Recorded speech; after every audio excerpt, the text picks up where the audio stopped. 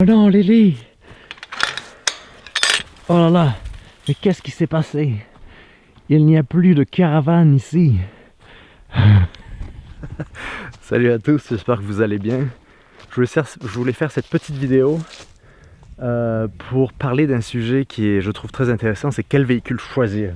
Parce que comme vous le voyez, il n'y a plus de caravane ici, qui était mon spot où j'avais la caravane un peu de manière semi-nomade. Et dans cette vidéo, je vais vous expliquer un peu pourquoi.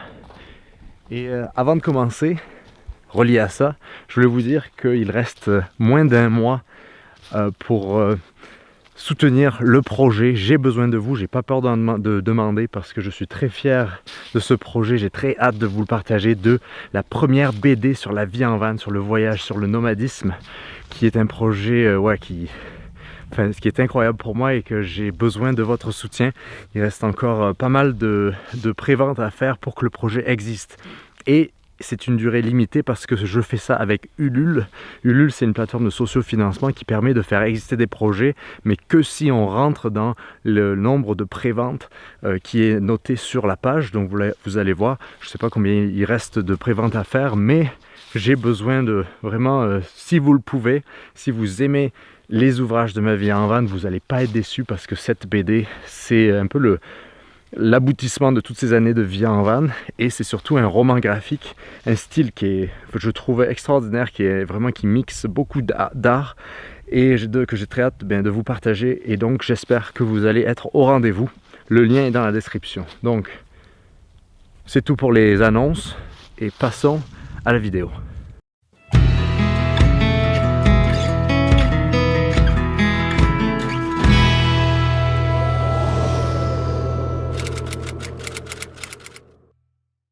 Alors, quel véhicule choisir? C'est la question à 1 million ou peut-être à 10 000, parce que si vous avez 1 million, vous pouvez vous procurer n'importe quel véhicule.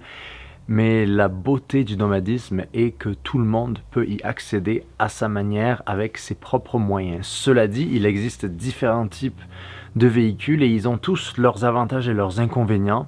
Alors la van life a mis sur la map un peu le terme van, le fourgon aménagé, parce que c'est un véhicule utilitaire qui est facile à trouver, soit à convertir soi-même, soit déjà converti, et ça a un peu été la base du véhicule aménagé, si on veut, dans les années 60 avec le Westphalia et toutes ces choses-là. Mais il y a d'autres véhicules, d'autres alternatives qui sont parfois plus avantageuses ou parfois qui s'adapteraient plus à votre type de voyage, dépendamment de quel type de voyageur vous êtes. Alors, le van, c'est très facile à obtenir. Par le passé, c'était encore plus facile parce qu'aujourd'hui, avec la flambée des prix de notre vie, aujourd'hui, la plus grosse arnaque, c'est que tout ce qu'on doit acquérir est hors de prix, donc ça nous ruine. Et d'où l'importance de faire les bons choix. Mais par le passé, c'est vrai que les vans, c'était la chose la plus abordable. De 1, parce que tout le monde peut conduire ça. Si vous avez un permis de conduire, c'est un véhicule normal.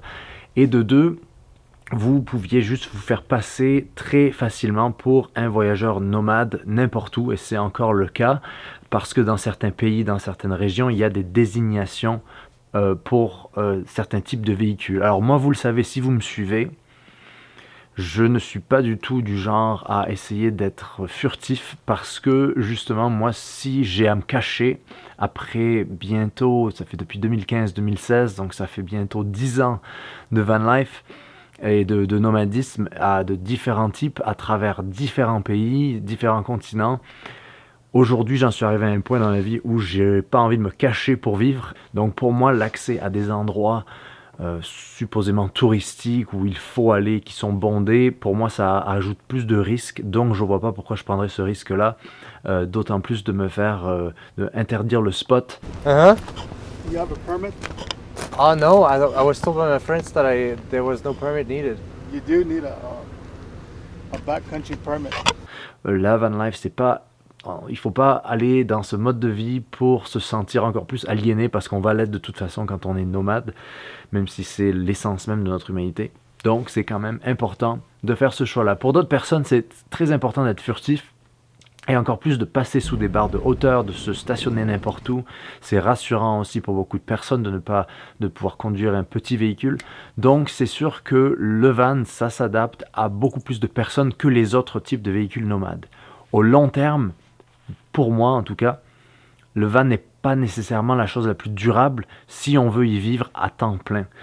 Parce que quand on vit à temps plein, même les premiers nomades ou même les nomades des grandes prairies ou des ancêtres européens, peu importe, ils vivaient dans des immenses tentes, dans des immenses grottes, ils ne vivaient pas dans 2 mètres carrés. Et donc, c'est important quand même d'avoir de l'espace. Alors certes, quand on a un petit van, le reste du territoire est notre espace, c'est notre jardin et notre cour arrière. Cependant, pour certaines personnes dont je fais partie, j'ai découvert que par journée pluvieuse, certes, j'ai passé des heures, voire des journées entières, voire des semaines à des bibliothèques, à des médiathèques, à des endroits différents pour essayer de faire passer les journées. Mais cela dit, la raison pourquoi j'aime la vie en van, la vie nomade, pour moi van ça veut plus dire véhicule aménagé nomade, c'est pour aussi être un peu casanier quand je viens d'aller faire une randonnée, quand j'ai travaillé au champ ou je ne sais quoi. Pour moi c'est important d'avoir mon petit chez-soi avec ma petite cuisine où je peux être autonome. Parce que l'important dans van, il y a aussi véhicule autonome aménagé nomade, moi je vois ça comme ça. Et l'important c'est vraiment d'avoir tout avec soi, d'autant plus quand vous avez des animaux de compagnie, si vous avez quelqu'un d'autre ou des enfants ou des gens avec vous, et si vous avez aussi d'autres outils de résilience et d'indépendance comme des outils pour réparer votre véhicule, pour réparer n'importe quoi, en fait, il va vous falloir des outils pour être indépendant si votre souhait est de vivre, alors qu'il y a un oiseau qui se moque de moi,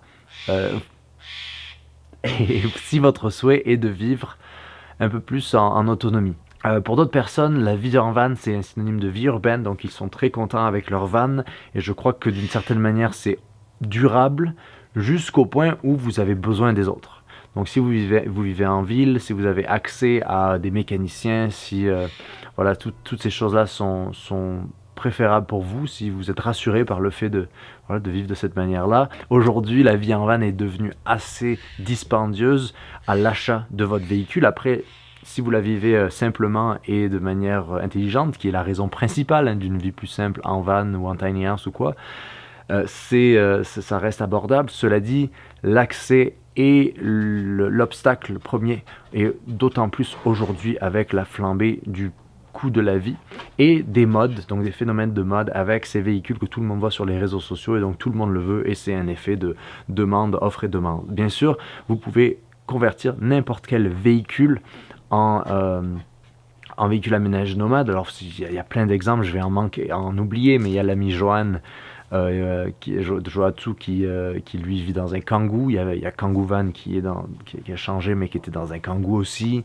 Il y a Suzanne de l'Instant Vagabond que vous connaissez peut-être, elle aussi avait aménagé un tout petit véhicule. Il y a l'ami Jerry de Québec Vanning qui lui a un Dodge Westphalia, j'allais dire un Dodge Caravan.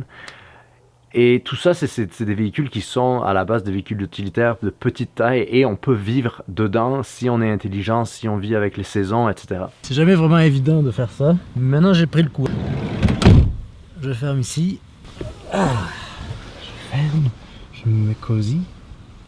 Après, il y a d'autres types de personnalités qui ont besoin d'un peu plus d'espace, comme je le disais.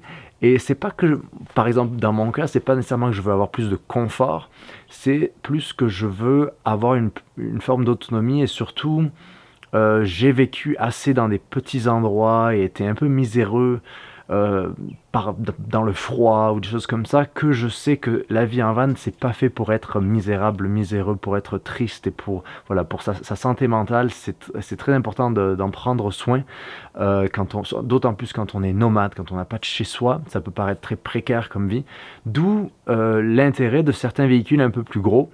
Alors, il y a d'autres types de véhicules. Alors pour moi, mon deuxième véhicule après le van a été, j'ai eu un Dodge Grand Caravan en intermédiaire, à un moment donné j'avais fait des vidéos là-dessus, et l'autre véhicule que j'ai eu c'était un campeur porté, donc vous pouvez avoir une boîte campeur sur un pick-up, donc en Europe on appelle ça une cellule, on appelle ça, et en Amérique on appelle ça un campeur porté, un truck camper.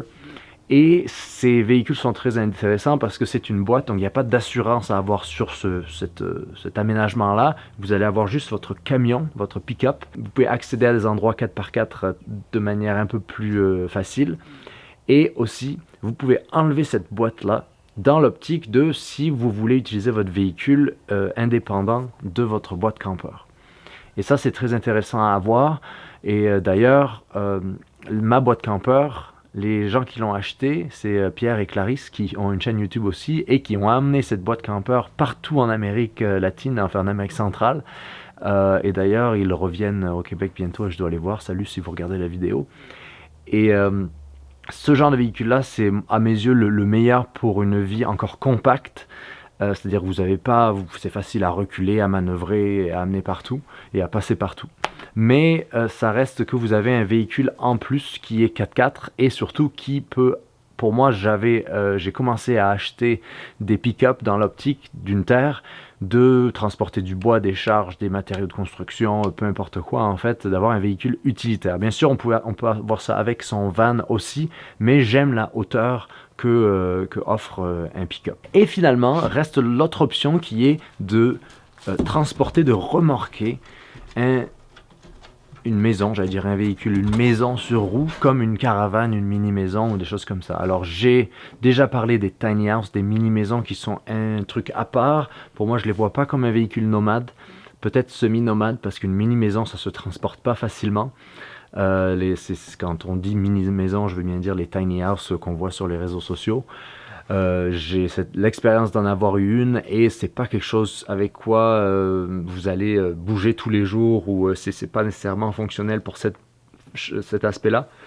Les caravanes, de l'autre côté, celles qui sont déjà fabriquées, sont très mal fabriquées, sont aujourd'hui hors de prix, mais il existe sur le marché usagé d'occasion beaucoup d'offres, beaucoup de gens qui se débarrassent de leurs jouets, et donc vous pouvez trouver des caravanes à très bon prix, et ce genre de véhicule, ça va s'adapter beaucoup mieux à quelqu'un qui, disons, a une terre ou a accès à avoir un terrain où il peut être semi-nomade. Et moi, c'est mon cas. C'est pour ça que dans ma recherche d'une nouvelle petite maison mobile, je regardais encore de nouveau sur une caravane.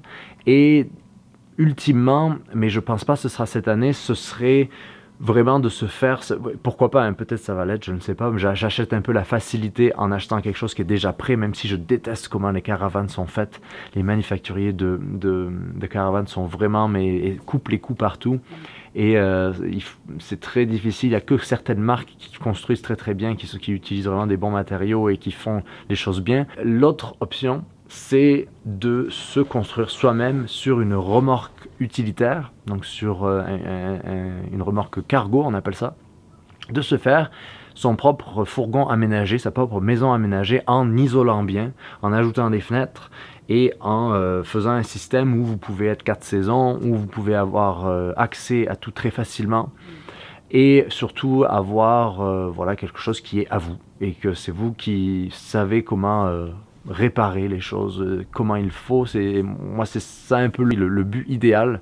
Et je ne sais pas si ce sera cette année, mais à mes yeux, l'idéal, c'est vraiment prendre le temps de se fabriquer un véhicule où tout est plus ou moins manuel, il y a très peu d'électrique, et l'électrique est très simplifié avec un panneau solaire et une de ces batteries portables dont je parle très souvent, qui ont changé la donne pour la vie nomade.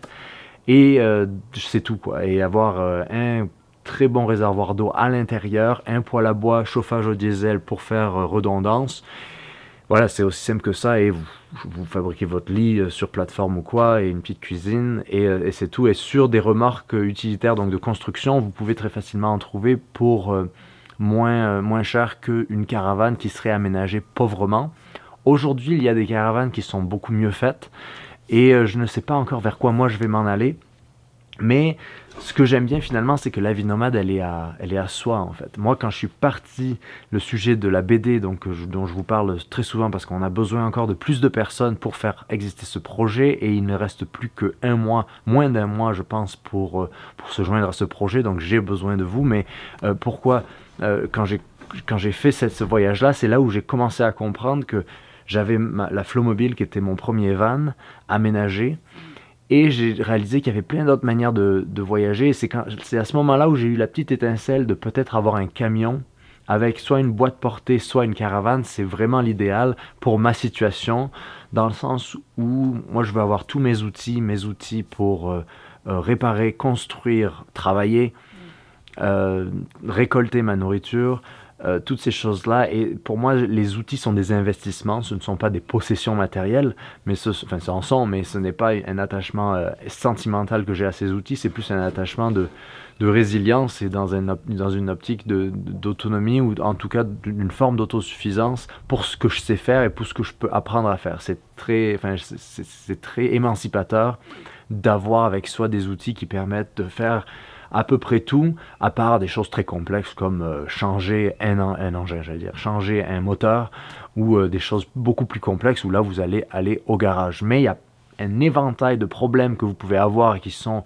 un peu les aléas de la vie nomade que dont vous pouvez vous occuper tout seul et que par le passé, dans mes premières années en van, j'allais trop souvent chercher l'aide et aujourd'hui, c'est financièrement juste pas sérieux de constamment chercher de l'aide extérieure professionnelle, d'autant plus que aujourd'hui avec YouTube, avec des tutoriels, avec beaucoup de cette sorte de démocratisation du savoir technique, sans besoin d'aller à l'école de mécanicien, vous pouvez réparer par vous-même ou changer des choses par vous-même. Et pour moi, pour tous ceux qui ont peur un peu de commencer cette vie-là par peur justement de ces choses matérielles qui brisent, parce que c'est inhérent à la vie tout court, à la vie nomade, mais à la vie tout court, d'avoir, si on a des machines, elles vont tomber en panne et il faut savoir les réparer pour au moins être durable d'une certaine manière.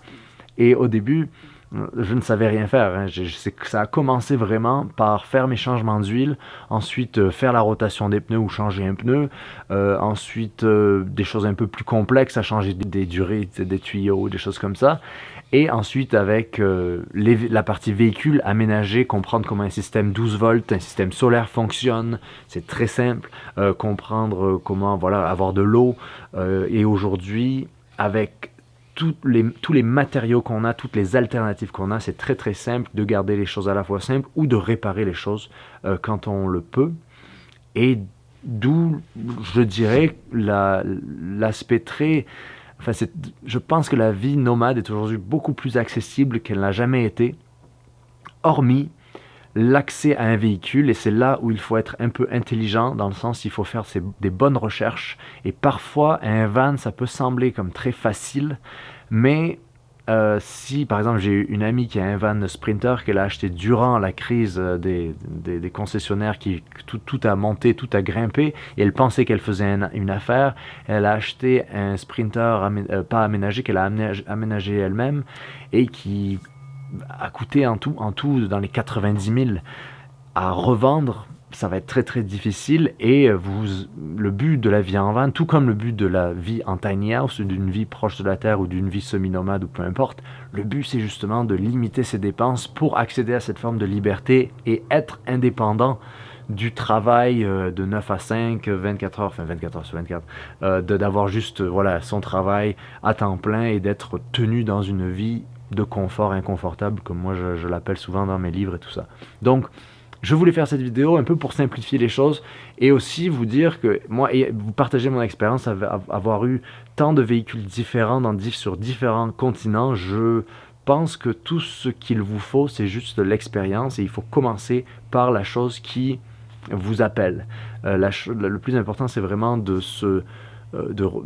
voir, d'essayer différents véhicules, aller sur les sites de vente de particulier à particulier ou même les concessionnaires, et n'ayez pas peur de faire semblant d'être intéressé et d'aller voir, d'essayer de vous visualiser, de ne pas vous lancer dans quelque chose sans jamais vraiment l'avoir touché, l'avoir essayé, l'avoir vu, même si parfois ça peut aussi fonctionner. Donc il faut de tout pour faire un monde, et il y a de tout pour tout le monde. C'est ça qui est assez cool avec la vie nomade, c'est qu'il n'y a pas une seule forme de vie nomade, et c'est pour ça que je n'aime pas le terme van life, même si je l'utilise très souvent. La van life, ça veut tout et rien dire, et aujourd'hui malheureusement je pense que ça veut surtout dire les influenceurs qui font croire que la van life c'est juste être sur des plages tous les jours, et c'est juste une vie où vous êtes payé à faire des photos sur Instagram, à montrer vos fesses sur la plage et je ne sais quoi. Bon, c'est bien, c'est un métier aussi, mais faut respecter tous les métiers, mais à la fois la vie en van ça peut être aussi une vie très précaire, une vie de système D, mais le but c'est justement de ne pas tomber dans les excès et se libérer d'un certain poids en allant sur la route et en se découvrant. Voilà. Donc sur ce, merci de votre soutien à tous ceux qui ont déjà soutenu la page Ulule. Le lien est dans la description. Merci beaucoup. Et eh bien, je vous encourage, si vous ne l'avez pas encore fait, parce que il reste seulement voilà, encore un mois pour participer à ce projet-là de la première BD sur la vie en van. Et j'ai besoin de vous. J'ai pas peur de le demander cette fois-ci parce que c'est un projet qui me tient à cœur et dont je suis très très fier. J'ai très hâte de vous partager ça. Donc à très vite pour des nouvelles. J'ai d'ailleurs une autre petite nouvelle qui va vous intéresser là, pour la prochaine vidéo. Donc sur ce, je vous dis à très vite. Ciao.